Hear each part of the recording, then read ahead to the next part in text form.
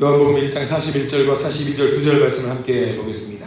그가 먼저 자기의 형제 시몬을 찾아 말하되 우리가 메시아를 만났다 하고, 메시아는 번역하면 그리스도라. 데리고 예수께로 오니 예수께서 보시고 이르시되 내가 요한의 아들 시몬이니 장차 게바라 하리라 하시니라. 게바는 번역하면 베드로라. 아멘. 오늘 말씀 가운데 큰 은혜가, 하나님의 크신 은혜가 넘치길 간절히 소망합니다. 우리 가슴에 손 올려주시고 한번 따라서 할까요? 하나님의 은혜가 지금 저에게 임하기를 기도합니다. 우리 옆사람 축복하면서 하나님의 은혜가 지금 여러분에게 임하기를 기도합니다. 자, 오늘 말씀은요, 준비되었던 것, 예수님을 만난 사람들 쭉 보고 있는데, 오늘은 베드로에 대한 이야기를 좀 합니다. 베드로, 신앙생활 좀 오래 하신 분들은 베드로 어때요? 굉장히 친숙해요. 옆집 아저씨, 쌀집 아저씨 마냥, 반찬가게 아저씨 마냥 이웃사촌처럼 친숙한 사람이 베드로. 베드로 뭐 말해봤자 뭐 소용이 있겠습니까? 베드로 너무 친해서 다들 잘 아시는 내용인데, 그래서 제가 수요예배로 우리가 예수님을 만난 사람들이라는 제목 쭉 이제 신약성서 인물들을 보고 있잖아요. 근데 한 권사님이 물어보시더라고요. 목사님, 왜 수요예배 때 베드로는 안 봐요? 왜? 베드로는 제일 먼저 봐야 될 것 같은 사람처럼 생각을 하시는 거예요. 그죠? 예수님의 첫 번째 제자라고 이야기를 하시기도 하고, 예수님의 수제자라고도 하니까 첫 번째로 만나봐야 되는 거 아니냐, 이렇게 말씀하시면서 저한테 물어보셨는데, 사실 신약성서를 탈탈 털면은요, 만날 사람이 너무나도 많아요. 너무나도 많은데, 베드로도 이제 보려고 했다가 오늘 이제 드디어 보게 됩니다. 자, 오늘은요, 베드로는요, 사실 성경에는 자료가 많진 않아요. 제한되어 있는 자료들만 나오는데, 최대한 뽑아가지고 여러분들 자료 만들어 드린 거 이거예요. 그래서 요거는 나중에 한번 갖고 가셔서 자료로 보셔도 될 것 같아요. 좀 몇 개로 정리했거든요. 성경책이랑 오늘 나눠드린 자료를 좀 교차로 좀 보면서 오늘은 좀 할 거예요. 웬만해서는 성경책 말고는 안 찾고 싶은데, 오늘은 이게 자료를 좀 많이 좀 준비가 되어 있으니까 한번 보기를 원합니다. 자, 한번 질문 드려볼게요. 수제자, 예수님의 수제자 누구죠? 너무 뻔한 질문이죠. 예수님의 수제자는 당연히 왜요? 여러분, 왜 예수님의 수제자를 베드로로 알고 계세요? 성경에 나와 있어요. 너 수제자야 라고 나와 있어요? 안 나왔어요? 안 나왔습니다. 왜 수제자라고 하지 도대체? 왜 수제자라고 할까? 이런 궁금증 가져본 적 없으신지 모르겠어요. 저는 너무 궁금했어요. 예수님의 그러면 수제자 말고 첫 번째 1번 제자는 누굴까요? 1번 제자 베드로요. 땡! 1번 제자는 여기 자료 나왔습니다. 제가 나눠드린 1번 예수님의 수제자이고, 첫 번째 제자는 2명이에요. 안드레와 요한이에요. 베드로가 아니었어. 세상에. 베드로가 수제자가 첫 번째가 아니었어. 첫 번째 제자는 안드레. 보통 안드레라고 이야기를 해요. 근데 요한은 드러나지는 않지만 요한이 확실하다라고 추측을 할 뿐입니다. 그러니까 제일 처음에 예수님을 만나서 예수님께서 제자로 되게 된 사람이 누구냐면 안드레와 요한이라고 우리는 이야기를 해도 됩니다. 그럼 베드로는 언제 만났을까? 안드레는 원래 누구의 제자였을까요? 세례 요한의 제자였습니다. 그래서 저기 세상 죄를 짊어지고 있는 어린 양을 보라 하니까 냉큼 스승을 배신하고 배신하고 예수님께 갔던 안드레였습니다. 근데 안드레가 예수님을 딱 만나고 와서 집으로 왔어요. 너무 좋아가지고. 형한테 말하는, 형이 누구냐면, 안드레의 형이 누구였냐면 베드로였던 거예요. 형, 나 오늘 메시아를 만났네, 세상에. 아니, 무슨 소리야. 아니, 정말 메시아를 만났다니까. 가서 한번 볼래? 해가지고 손잡고 베드로를 데리고 예수님을 만나러 갔는데, 거기서 예수님께서 베드로를 보시고 뭐라고 말씀하셨냐면, 너는 장차 게바라 하리라. 장차 교회의 반석이 될 것이다 라고 하면서 제자를 삼아주셨던, 그게 이제 베드로입니다. 그게 이제 베드로가 되는 거예요. 자, 그러면 한번 퀴즈를 한번 더 내볼게요. 이거 좀 너무 공부는 저도 별로 안 좋아하는데, 예수님께서 첫 번째 제자가 누구라고 말씀드렸어요? 안드레와 요한이요. 안드레와 요한은 예수님이 나를 따라와라 했어요, 안 했어요? 안 했어요. 지들이 간 거예요. 자기들이 간 거예요. 베드로도 자기가 간 거예요. 예수님이 오든지 말든지 니들 마음대로 해라. 이게 안드레하고 요한이하고 베드로예요. 그러면 예수님께서 야, 너는 따라와라. 1번. 이게 어떻게 보면 성경 학자마다 좀 다른데, 야, 예수님께서 따라오라고 했으니까 그게 첫 번째 제자 아니겠는가 해가지고 의견이 좀 분분한데, 예수님께서 성경에 따르면 나를 따르라 해가지고 따라온 제자가 있습니다. 첫 번째는 누굴까요, 여러분들? 빌립이 첫 번째로 따라와. 그러니까 애매하죠. 내가 따라가서 제자가 된 거하고 예수님이 따라오라고 해서 제자가 된 거하고 좀 차원이 있을 거 아니에요. 그러니까 1번 예수님이 따라오라고 했던 제자는 빌립이에요. 그럼 여기서 또 우리가 좀 이상하죠. 이상하다. 베드로가 분명히 수제자면 열심히 더 따라가고 열정적으로 하고 해야 될 것 같은데 전혀 딴판이네. 에이, 수제자 아니네 라고 생각할 수도 있습니다. 왜 우리가 베드로를 수제자라고 하면은 여러분들 베드로의 성격을 보면 알아요. 성격이 어때요? 베드로는 괴팍하기도 하고 급진적이기도 하고 과격하기도 하고 목소리도 크고 껐다가만 주머니에다 칼 들고 있다가 막 그렇게 나타나기도 했던 그런 사람이에요. 그러니까 열정적으로 뭔가를 막 나서서 하니까 누가 봐도 저 친구는 예수님 정말로 사랑하는 사람이다.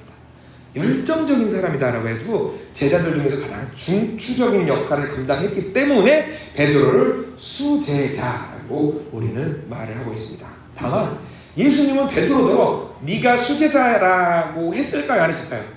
안 했어요. 안 했어요. 우리는 좀 정확하게 알 필요가 있습니다. 사실 예수님 앞에서 누가 첫 번째인지 두 번째인지 중요하지 않습니다. 교회에서 신앙생활 할 때에도 늦게 믿었지만 열정적으로 하나님을 만나고 사모하는 경우, 더 사모하는 경우가 있습니다. 이런 경우 여러분들 주변에서 본 적 있을 거예요. 아내가 먼저 믿었어요.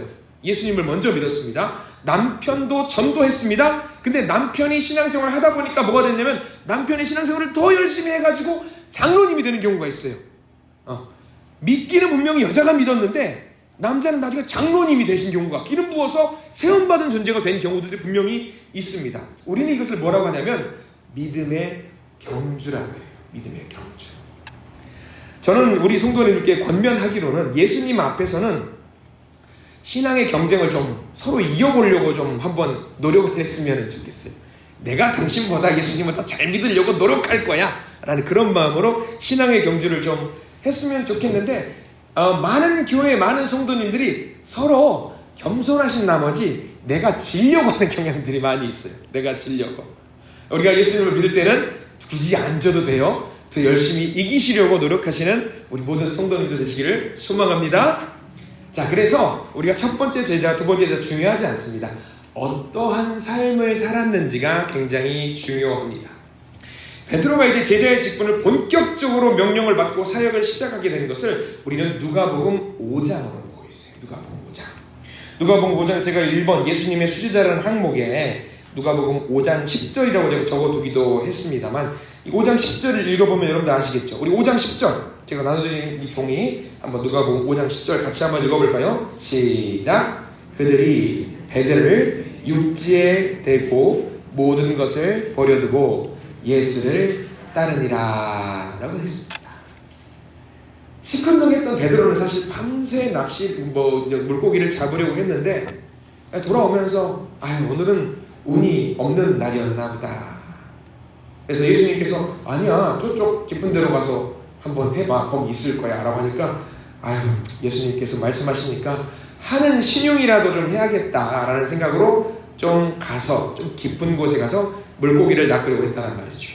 근데 그물이 찢어질 정도로 물고기를 많이 잡았어요. 그때 베드로가 고백하는 겁니다. 주여, 저는 죄인입니다. 주여, 저는 죄인입니다.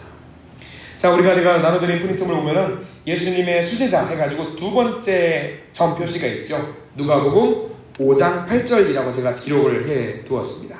이 부분이에요. 자, 같이 한번 읽어볼까요? 시작! 시몬 베드로가 이를 보고 예수의 무릎 아래에 엎드려 이르되 주여 나를 떠나소서 나는 죄인이로소이다 하니. 여기서부터 예수님께서는 베드로를 본격적으로 세우시는 거예요. 그래서 베드로에게 말씀하시기를 무서워하지 말아라. 이제 이후로는 네가 사람을 취하는 어부가 될 것이다 라고 말씀을 해주셔요. 베드로는 그때부터 본격적으로 이제 예수님을 섬기기로 마음을 먹게 됩니다. 자, 베드로, 그래서 이제 이게 수제자입니다. 열심히 믿었던 수제자 베드로에 대한 질문을 좀 해보려고 하는데, 자, 2번입니다. 제가 나눠드린 프린트물 2번. 한번 이런 생각을 좀 해봤어요. 그는 총각이다. 여러분, 베드로는 결혼을 했을까요? 안 했을까요? 했으니까 이렇게 적어놨겠죠. 했으니까 적어놨어요. 베드로는 결혼을 했습니다. 그래서 제가 적어둔 내용, 마가복음 1장 30절 말씀에 이런 내용이 있습니다. 같이 한번 읽어볼게요. 시작. 시몬의 장모가 열병으로 누워있는지라 사람들이 곧 여자에 대하여 예수께 여짜온대. 자, 여기 명확하게 나와 있지요. 시몬 베드로에게 누가 있었냐면 장모님이 계셨던 거예요. 근데 이 장모님이 병으로 좀 알아 누웠습니다. 장모가 있었다라는 것은 뭘 말하냐면 가정이 있었다는 걸 말하겠죠. 결혼을 했으니까 장모가 있겠죠. 그런데 재미있는 특징이 하나 있어요. 유대 사회는 가부장제 사회입니다. 남성 중심의 가부장제 사회인데 이상한 게 하나 있습니다. 사위와 장모가 같이 살고 있어요. 좀 특징이 이상하죠.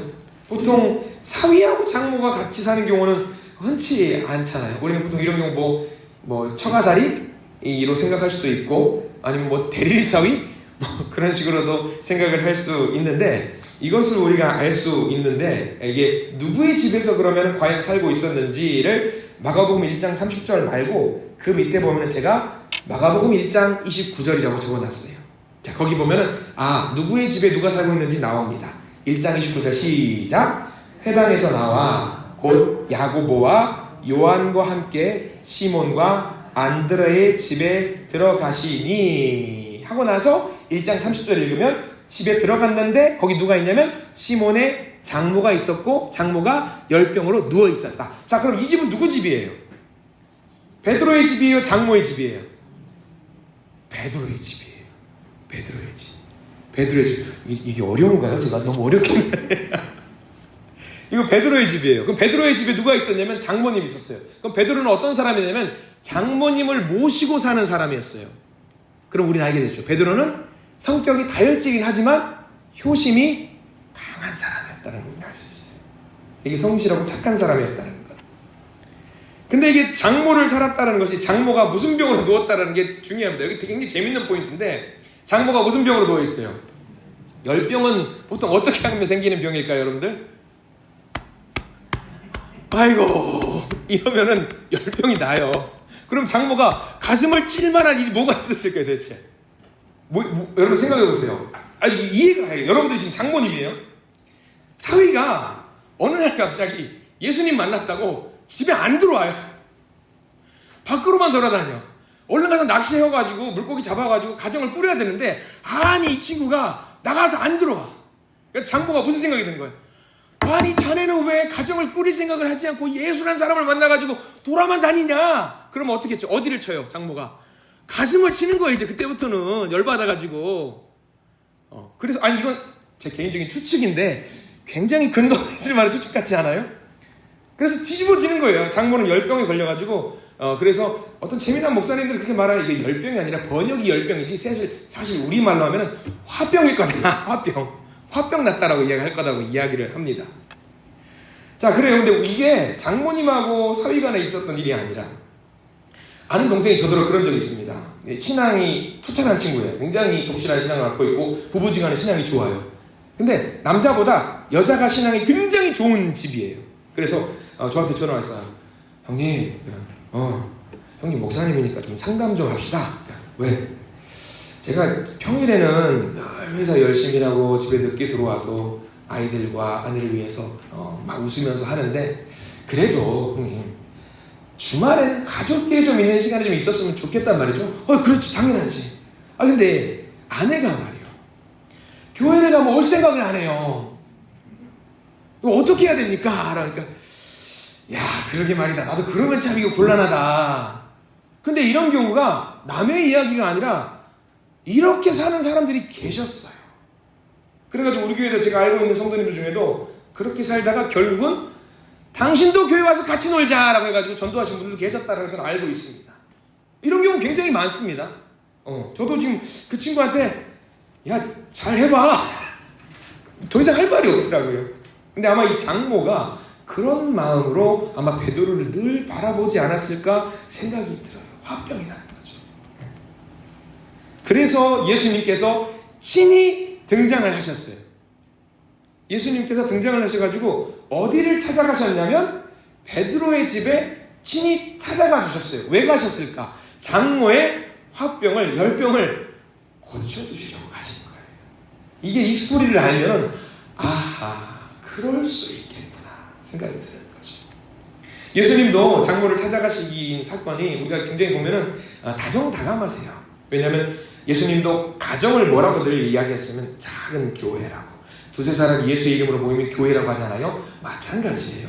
가정도 작은 교회. 여러분들 2명 있고 3명 있고 했다라고 해서 교회 아니다? 아니에요. 여러분들 개인 한 명 한 명이 다 교회입니다.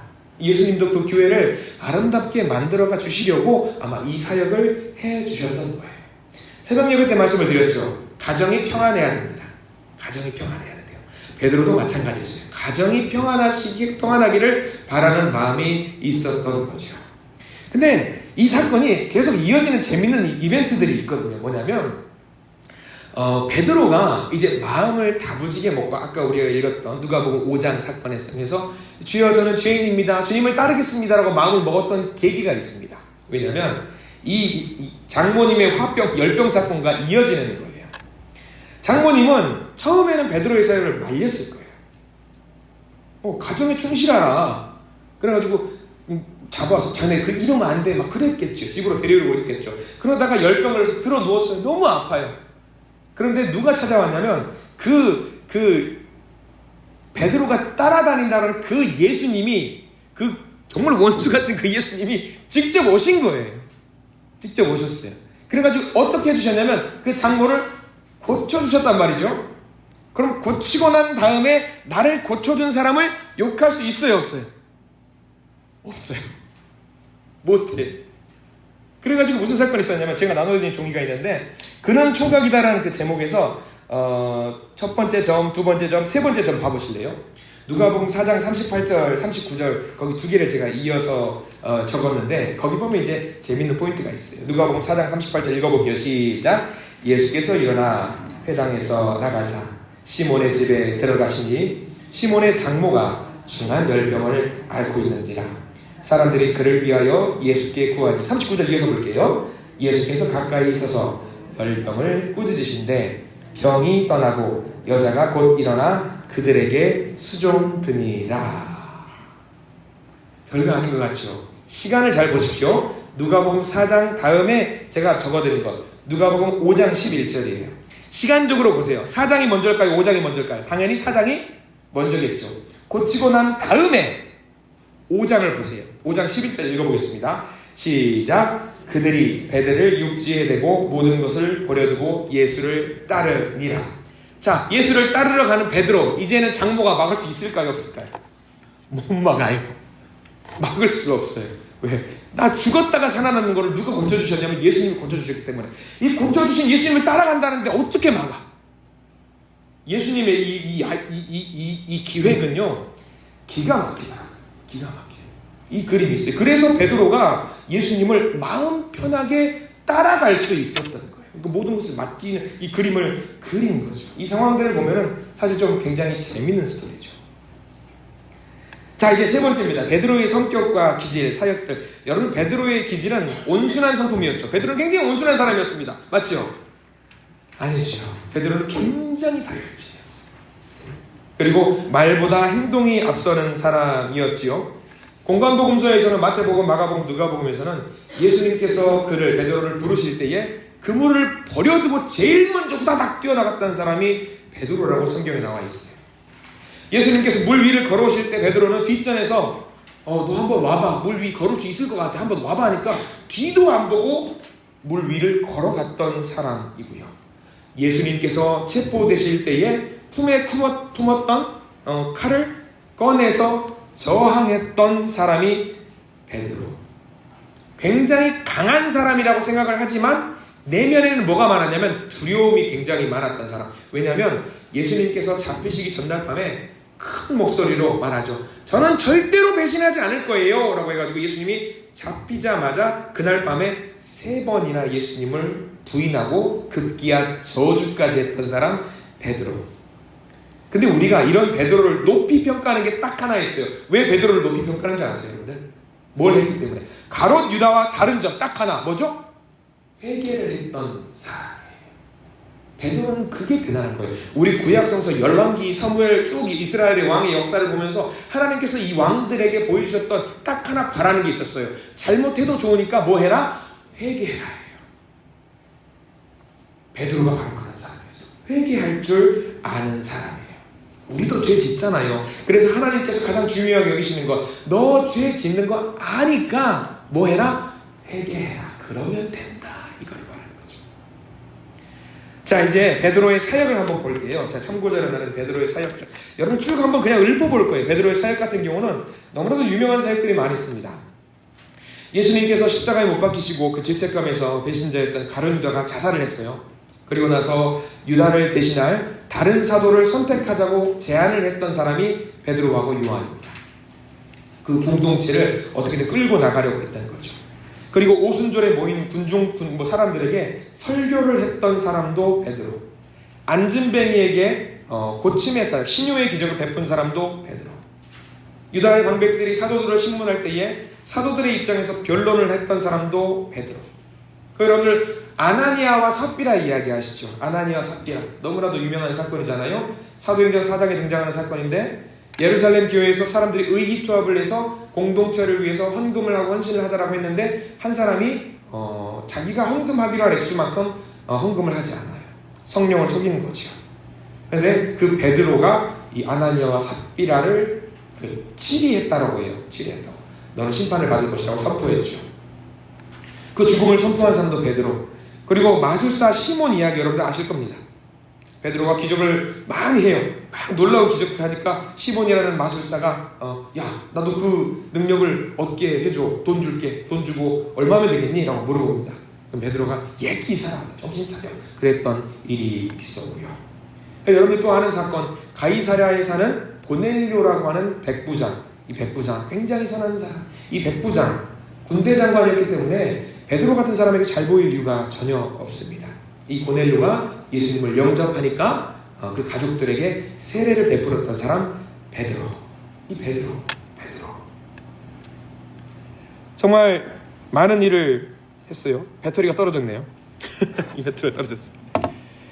자, 아무튼 이 베드로가 너무 놀라운 일들을 많이 했습니다. 이 베드로가 마지막으로 등장했던 때가 어디냐면 예루살렘 종교회의라는 곳에 마지막으로 등장을 합니다. 이 예루살렘 종교회의 때 뭐가 있었냐면 이방인들에게도 복음을 전하자라고 결의를 했어요. 그리고 나서 베드로는 더 이상 등장하지 않아요.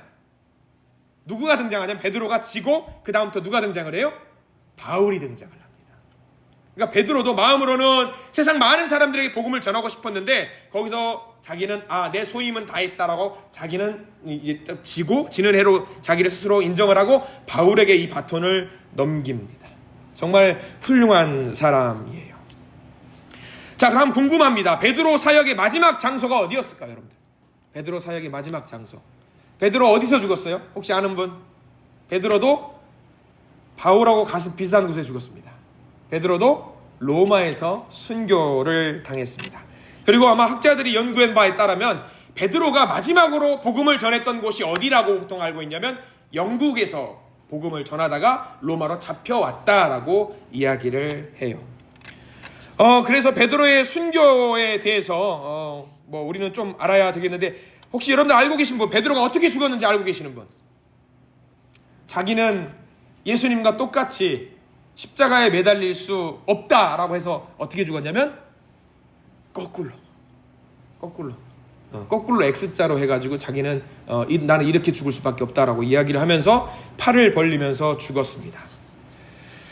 자, 이 순교의 기록이 정확하게 남아있지 않는데 초대교회 역사가들에 따르면 제가 사진을 2장을 제가 준비해가지고 여러분들이 드렸어요. 이 사진 2장에 보면은 여기가 뭐냐면 베드로가 순교 당하기 전에 로마에서 감금되었다라고 추정이 되는 마메르틴 감옥이라고 하는 곳이래요. 근데 이 마메르틴 감옥은 뭐냐면 3000년 넘게 존속해온 최고의 고문시설이 있는 감옥이었대요.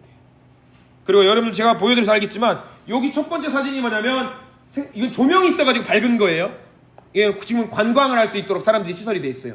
이게 조명이 있어가지고 이게 뭐냐면 두 번째가 뭐냐면 여기가 이 감옥에 들어가는 유일한 빛이 들어가는 구멍이래요.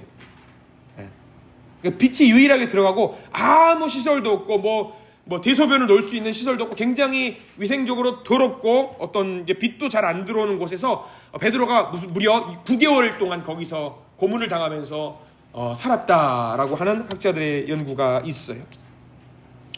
그가 죽었던 때 나이가 70세 정도, 결국 네로에 의해서 거꾸로 달린 채로 순교를 당해서 죽었습니다. 자, 베드로는 이런 사람이었어요. 성격이 급하고 경솔한 탓에 많은 실수도 저질렀고 급기야는 예수님을 3번이나 부인했던 이 베드로. 근데 중요한 거, 주님은요 베드로와 같은 자들도 사용하셨다라는 거. 베드로와 같은 자, 배신자였던 베드로, 예수님을 부인했던 모습과는 대조적으로 그의 말미에는 목숨을 걸고 끝까지 복음을 전했던 베드로. 이 베드로를 보면서 우리들을 한번 스스로 점검해 보시기를 바랍니다. 나는 어떤 제자일까? 저와 여러분들은 어떤 제자일까?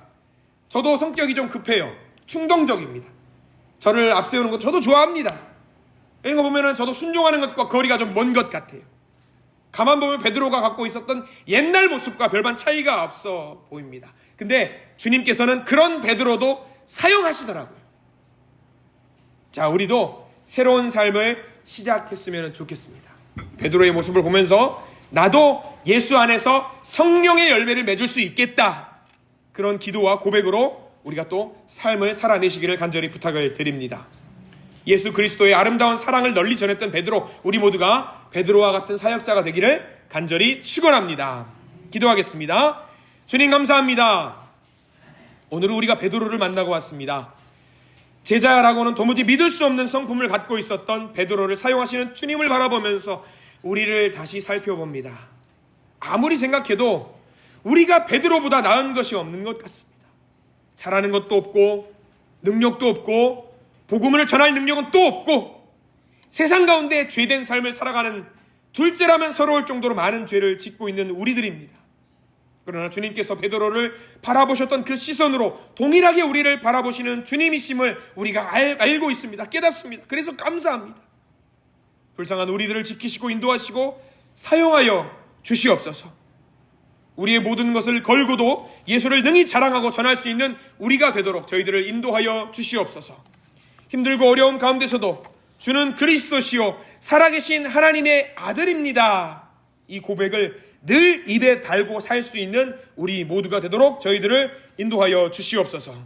예수 그리스도 이름으로 간절히 기도드립니다. 아멘.